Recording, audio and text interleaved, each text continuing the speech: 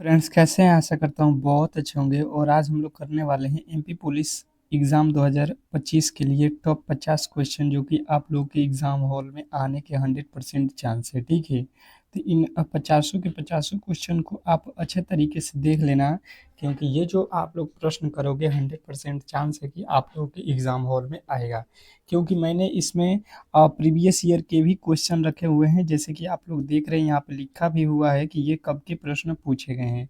तो इस तरीके से आपको ज़्यादातर जो है लाभ होने वाला है। तो बिल्कुल आप कोशिश करना कि पूरे के पूरे पचासों प्रश्नों को कहीं न कहीं नोट कर लेना और कहीं न कहीं जब आप 30 अक्टूबर को पेपर देने जाओगे तो यहाँ से प्रश्न सीधे आप लोगों के एग्ज़ाम हॉल में देखने को मिलेगा। तो कोशिश करना कि पूरे के पूरे क्लास को देखना क्योंकि सारे के सारे प्रश्न बहुत इम्पोर्टेंट है।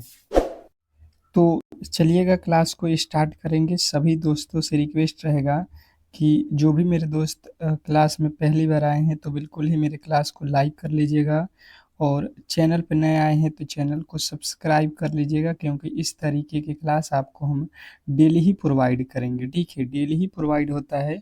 आप लोगों को याद रखना है कि सुबह में क्लासेज 6 एम पे होता है एमपी पुलिस का और एक क्लासेज जो है दोपहर में 2 पीएम पे होता है। तो ये 2 क्लासेज अगर आप डेली करोगे तो 100% है कि आपका रिज़ल्ट होने वाला है क्योंकि जो आप लोगों को यहाँ पे क्लास में क्वेश्चन कराया जा रहा है, सारे के सारे बहुत महत्वपूर्ण है, ठीक है?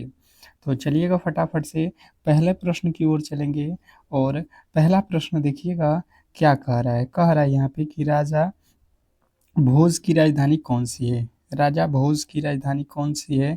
क्वेश्चन नंबर जो है आप लोगों के पहले का उत्तर क्या होने वाला है? ए होगा कि बी होगा कि सी होगा कि डी होगा? आप लोग बताने की कोशिश करेंगे कमेंट बॉक्स में। फटाफट से आपके जवाब आने चाहिए कि इस प्रश्न के राइट उत्तर क्या होने वाला है। देखिए टेस्ट जितने भी मेरे दोस्त देंगे उनका बेहतर रिज़ल्ट होगा कभी भी, आप ये देख लेना। ठीक है, तो आप कोशिश करना कि जो है हर एक प्रश्न के उत्तर आप लोग बता सकें। तो पहले नंबर प्रश्न के जो राइट उत्तर है बताने की कोशिश करेंगे सभी लोग। जिन्होंने बताया है थार सॉरी धार तो बिल्कुल राइट उत्तर हो जाएगा ऑप्शन नंबर बी धार, ठीक है। राजा भोज की राजधानी कहाँ थी? जो है धार। नेक्स्ट प्रश्न की ओर चलेंगे। नेक्स्ट प्रश्न देखिए कह रहा है कि भीमबेटका की गुफाएं किस काल से संबंधित है? क्या पूछा गया है? भीमबेटका की गुफाएं जो है किस काल से संबंधित है? Question number 2। क्वेश्चन नंबर 2 जो है आप लोगों को बताना है और इस प्रश्न में एक बात और कमेंट बॉक्स में आप लोगों को सभी को बताना है कि भीमबेटका किस राज्य में है? राज्य का नाम बताएंगे कि भीमबेटका जो है कहाँ पे है? ये आप लोगों से कमेंट बॉक्स में आज का जो है प्रश्न जो है आप लोगों को बताना है, ठीक है? तो भीमबेटका की गुफाएँ किस काल से संबंधित है? अगर ये प्रश्न आपसे एग्ज़ामिनर पूछता है, तो पुराषाण काल जो है आप लोगों को याद रखना है पूरा पाषाण काल। ऑप्शन नंबर जो है ए जो है आपके बिल्कुल राइट उत्तर है। नेक्स्ट प्रश्न कह रहा है कि नई अ, नरई युद्ध में रानी दुर्गावती ने किसके विरुद्ध युद्ध किया? नरई युद्ध में रानी दुर्गावती ने किसके विरुद्ध में युद्ध किया? Question number 3। तीसरे नंबर प्रश्न के राइट उत्तर बताने की कोशिश करेंगे सभी लोग। क्वेश्चन नंबर तीसरे के राइट उत्तर सभी लोग बताएंगे कि ए होगा कि बी होगा कि सी होगा कि डी होगा। तो बात किया जाए तीसरे नंबर प्रश्न का तो हो जाएगा आपका अकबर की सेना। ऑप्शन नंबर ए वाले जितने भी मेरे दोस्त हैं उनके 100% सही उत्तर है। नेक्स्ट प्रश्न देखेंगे आप लोगों के सामने आ चुका है चौथा नंबर प्रश्न कि अ,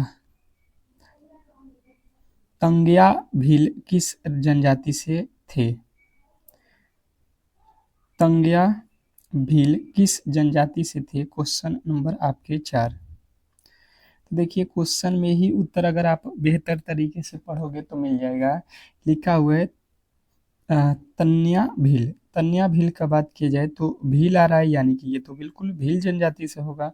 नेक्स्ट प्रश्न, अगला प्रश्न आपके सामने है कि ग्वालियर किला किस शासक ने बनवाया? ग्वालियर किला किस शासक ने बनवाया? Question number 5।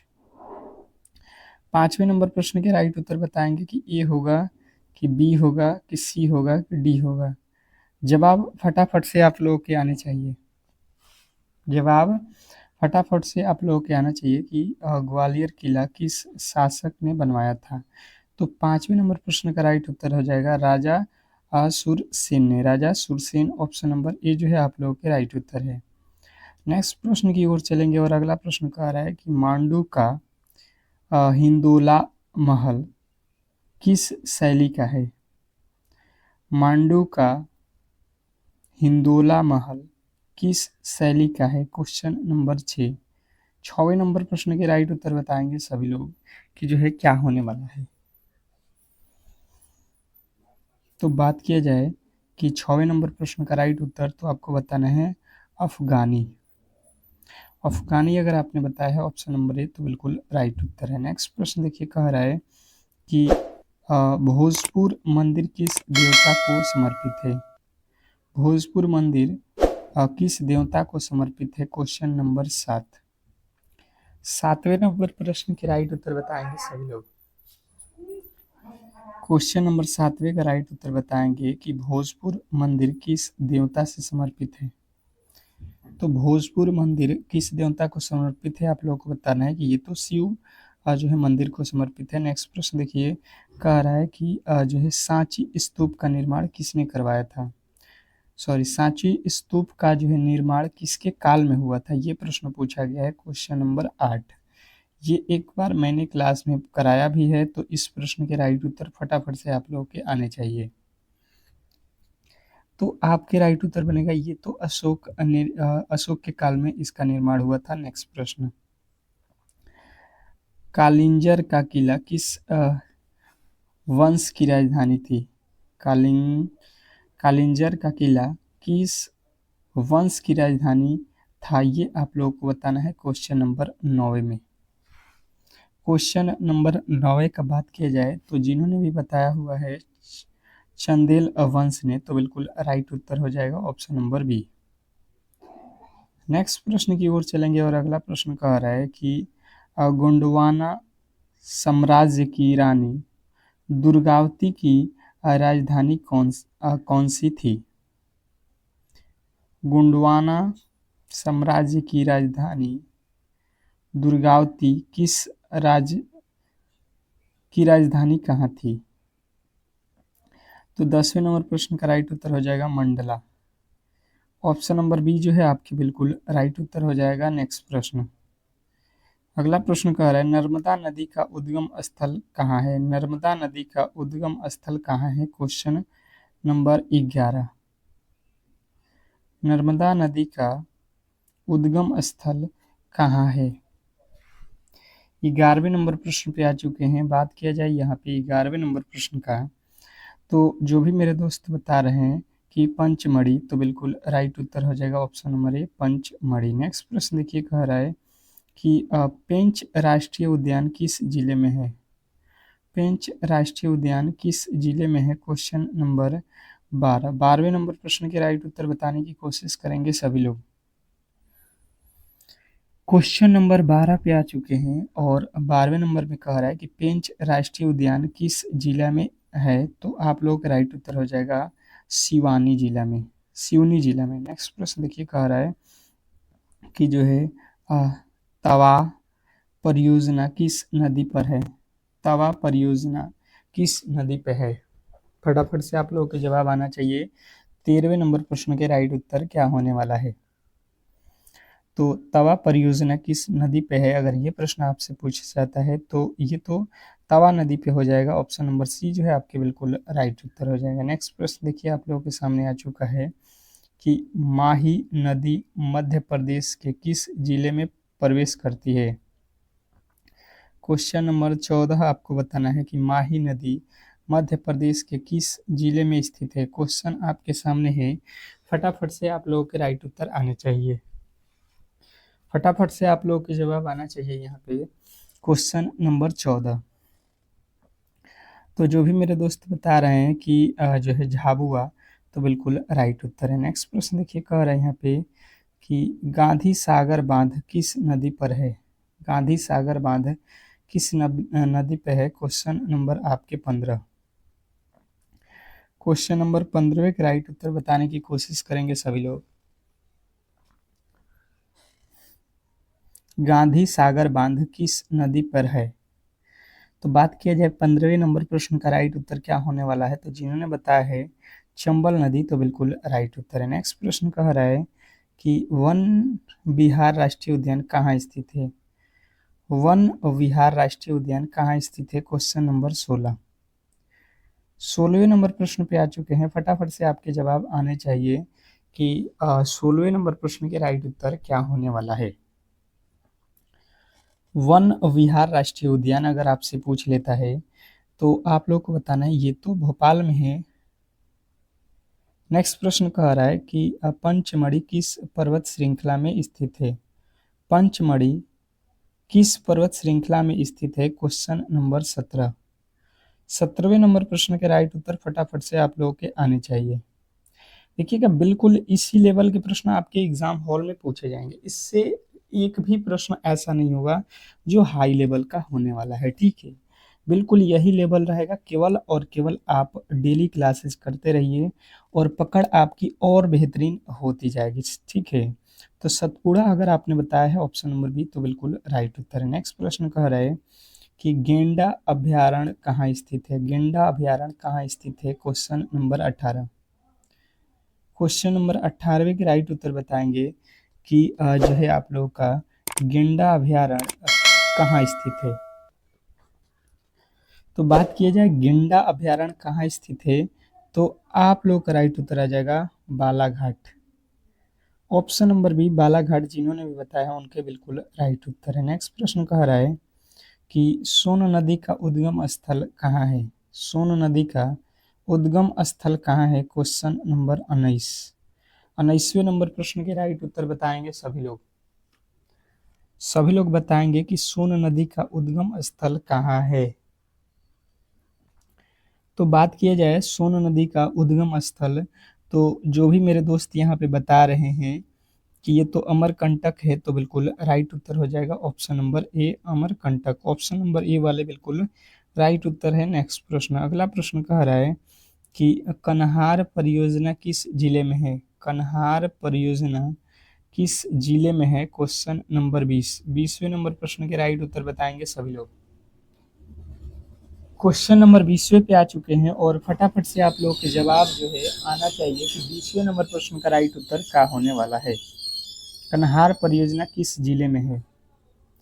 तो जिन्होंने बताया सीधी है, तो बिल्कुल राइट उत्तर है सीधी जिले में। नेक्स्ट प्रश्न कह रहा है कि मध्य प्रदेश विधानसभा में कुल कितनी सीटें हैं? मध्य प्रदेश विधानसभा में कुल कितनी सीटें हैं, ये प्रश्न आप लोगों से पूछ देता है, तो बताने की कोशिश करेंगे। क्वेश्चन नंबर 21वें के राइट उत्तर क्या होने वाला है? क्वेश्चन नंबर 21वें के क्या होने वाला है राइट उत्तर बताने की कोशिश करेंगे कि मध्य प्रदेश विधानसभा में कुल कितनी सीटें हैं। तो आप लोगों का जो राइट उत्तर है 21वें नंबर प्रश्न का राइट उत्तर हो जाएगा कि 230 हैं, ऑप्शन नंबर बी 230। नेक्स्ट प्रश्न की ओर चलेंगे और अगला प्रश्न कह रहा है कि भारत का सबसे लंबा जो है संविधान किस देश से प्रभावित है? भारत का सबसे लंबा जो है संविधान किस देश से प्रभावित है? क्वेश्चन नंबर जो है 22वें नंबर प्रश्न के राइट उत्तर बताएंगे सभी लोग। क्वेश्चन नंबर 22वें पे आ चुके हैं और 22वें नंबर प्रश्न का राइट उत्तर क्या होने वाला है? पूछा गया है कि भारत का सबसे लंबा जो है संविधान किस देश से प्रभावित है, तो हम लोग का जो है ये अमेरिका से प्रभावित है। ऑप्शन नंबर बी 22वें के ऑप्शन नंबर बी जिन्होंने बताया उनके बिल्कुल राइट उत्तर है। राज्यसभा को किस नाम से जाना जाता है? राज्यसभा को किस नाम से जाना जाता है? क्वेश्चन नंबर 23वें नंबर प्रश्न के राइट उत्तर क्या होने वाला है? कह रहा है कि राज्यसभा को किस नाम से जाना जाता है, बताने की कोशिश करेंगे। ए होगा कि बी होगा कि सी होगा कि डी होगा, फटाफट से आपके जवाब आना चाहिए। तो राज्यसभा को अगर बात किया जाए तो आपको बताना है उच्च सदन के नाम से जाना जाता है। नेक्स्ट प्रश्न कह रहा है कि अनुच्छेद 356 किससे संबंधित है? अनुच्छेद 356 किससे संबंधित है? क्वेश्चन नंबर आपके 24वें नंबर प्रश्न के राइट उत्तर बताएंगे सभी लोग। क्वेश्चन नंबर 24 अनुच्छेद 356 किससे संबंधित है? तो जिन्होंने बताया राष्ट्रपति शासन से, तो बिल्कुल राइट उत्तर है। नेक्स्ट प्रश्न, अगला प्रश्न कह रहा है कि अनुच्छेद 21 क्या सुनिश्चित करता है? अनुच्छेद 21 जो है क्या सुनिश्चित करता है, ये प्रश्न आप लोगों से पूछ लिया है। बताने की कोशिश करेंगे सभी लोग 25वें नंबर प्रश्न के राइट उत्तर क्या होने वाला है। तो देखिए, बात किया जाए अनुच्छेद 21 का, तो अनुच्छेद 21 में बताया गया है आप लोगों को कि जीवन और व्यक्तिगत स्वतंत्रता का अधिकार, जीवन और व्यक्तिगत स्वतंत्रता का जो है अधिकार जो है बताया गया है। नेक्स्ट प्रश्न, अगला प्रश्न देखिए, अब जो है यहाँ पे साइंस के प्रश्न आ चुका है। कह रहा है कि साइटोलॉजी कहलाता है, साइटोलॉजी कहलाता है मतलब क्या कहलाता है? क्वेश्चन नंबर 26वें का राइट उत्तर बताएंगे सभी लोग कि साइटोलॉजी क्या कहलाता है। जवाब फटाफट से आप लोगों के आने चाहिए। जो भी मेरे दोस्त इस प्रश्न को देख रहे हैं, बताने की कोशिश करेंगे कि साइटोलॉजी क्या कहलाता है। बात किया जाए 26वें नंबर प्रश्न का, तो राइट उत्तर यहाँ पे क्या होने वाला है? साइटोलॉजी क्या कहलाता है? तो आपको बताना है कोशिकाओं के अध्ययन को साइटोलॉजी कहते हैं। कोशिकाओं के अध्ययन को क्या बोला जाता है? साइटोलॉजी। नेक्स्ट प्रश्न देखिए, कह रहा है कि लाल रक्त कणिकाओं का निर्माण हमारे शरीर में कहाँ पे होता है? लाल रक्त कणिकाओं का निर्माण हमारे शरीर में कहाँ होता है? क्वेश्चन नंबर 27वें नंबर प्रश्न के राइट उत्तर बताएंगे सभी लोग। क्वेश्चन नंबर 27, बात किया जाए कि लाल रक्त कणिकाओं का निर्माण हमारे शरीर में कहाँ होता है, तो आपको बताना है अस्थि मज्जा में। कहाँ पे? अस्थि मज्जा, ऑप्शन नंबर सी। नेक्स्ट प्रश्न देखेंगे आप लोगों के सामने आ चुका है कि सोडियम कार्बोनेट सामान्यतः माना जाता है, सोडियम कार्बोनेट सामान्यतः माना जाता है। क्वेश्चन नंबर 28वें के राइट उत्तर बताएंगे सभी लोग। क्वेश्चन नंबर 28, फटाफट से आप लोगों के जवाब आना चाहिए कि सोडियम कार्बोनेट का सामान्यतः माना जाता है, तो आप लोगों के राइट उत्तर आ जाएगा यहाँ पे सोडा माना जाता है इसको सामान्य रूप से। नेक्स्ट प्रश्न देखिए, कह रहा है कि जो है चूना पत्थर का रासायनिक नाम क्या है? चूना पत्थर का रासायनिक नाम क्या है? क्वेश्चन नंबर 29वें नंबर प्रश्न के राइट उत्तर बताएंगे सभी लोग। चूना पत्थर का रासायनिक नाम क्या है? तो जो भी मेरे दोस्त बता रहे हैं कैल्शियम कार्बोनेट है, तो बिल्कुल राइट उत्तर हो जाएगा ऑप्शन नंबर सी। नेक्स्ट प्रश्न की ओर चलेंगे और अगला प्रश्न कह रहा है कि किस खनिज द्वारा लोहा प्राप्त किया जाता है? किस खनिज द्वारा लोहा प्राप्त किया जाता है? क्वेश्चन नंबर 30वें नंबर प्रश्न के राइट उत्तर बताएंगे कि किस खनिज द्वारा लोहा प्राप्त किया जाता है। फटाफट से आप लोगों के राइट उत्तर आना चाहिए। 30वें नंबर प्रश्न के जो राइट उत्तर है यहाँ पे हेमेटाइट द्वारा जो है प्राप्त किया जाता है। नेक्स्ट प्रश्न कह रहा है कि नीला थोथा है मतलब यूपीएससी जो है 2000 यूपीएससी 2000 जो है 90 में 1990 में जो है इसको पूछा भी गया है इस प्रश्न को कि नीला थोथा। तो आप लोग कहोगे कि जो नीला थोथा होती है ये तो कॉपर सल्फेट होता है, नीला थोथा को जो है कॉपर सल्फेट भी कहा जाता है। नेक्स्ट प्रश्न देखिए, कह रहा है यहाँ पे अगला प्रश्न कि काले वस्त्रों के मुकाबले जो है श्वेत वस्त्र शीतल क्यों होते हैं? काले वस्त्रों के मुकाबले श्वेत वस्त्र शीतल क्यों होते हैं, ये आप लोगों से प्रश्न में पूछ लिया है। तो आप लोग कहोगे कि इनके पास जो है जो भी प्रकाश पहुंचता है उसे परिवर्तित करते हैं, ठीक है, परिवर्तित कर देता है प्रकाश को ये। नेक्स्ट प्रश्न देखिए, कह रहा है यहाँ पे कि बच्चे का लिंग निर्धारण किसके गुणसूत्र से होता है? बच्चों का लिंग जो है बच्चों का लिंग निर्धारण किसके गुणसूत्र से होता है, ये आप लोगों को बताना है। क्वेश्चन नंबर 33वें नंबर प्रश्न के राइट उत्तर बताएंगे सभी लोग। क्वेश्चन नंबर 33वें का राइट उत्तर बताएंगे कि बच्चों का जो है लिंग निर्धारण किसके गुणसूत्र से होता है। तो बात की जाए 33वें नंबर प्रश्न का, तो जिन्होंने भी बताया है यहाँ पे पिता के, तो बिल्कुल राइट उत्तर है। नेक्स्ट प्रश्न देखिए, कह रहा है कि ध्वनि की तीव्रता मापने की इकाई क्या है? ध्वनि की तीव्रता मापने की इकाई क्या है? क्वेश्चन नंबर 34वें नंबर प्रश्न के राइट उत्तर बताएंगे सभी लोग। क्वेश्चन नंबर 34वें नंबर प्रश्न के राइट उत्तर बताएंगे कि ध्वनि की तीव्रता मापने की इकाई क्या है? तो जिन्होंने भी बताया है यहाँ पे डेसिबल, तो बिल्कुल राइट उत्तर है। नेक्स्ट प्रश्न कह रहा है कि सोडियम धातु को किस में रखा जाता है? सोडियम धातु को किस में रखा जाता है बताएंगे? Question number 35। फटाफट से जवाब आना चाहिए कि सोडियम धातु को हम लोग किस में रखते हैं। तो मिट्टी के तेल अगर आपने बताया है तो बिल्कुल राइट उत्तर हो जाएगा ऑप्शन नंबर ए।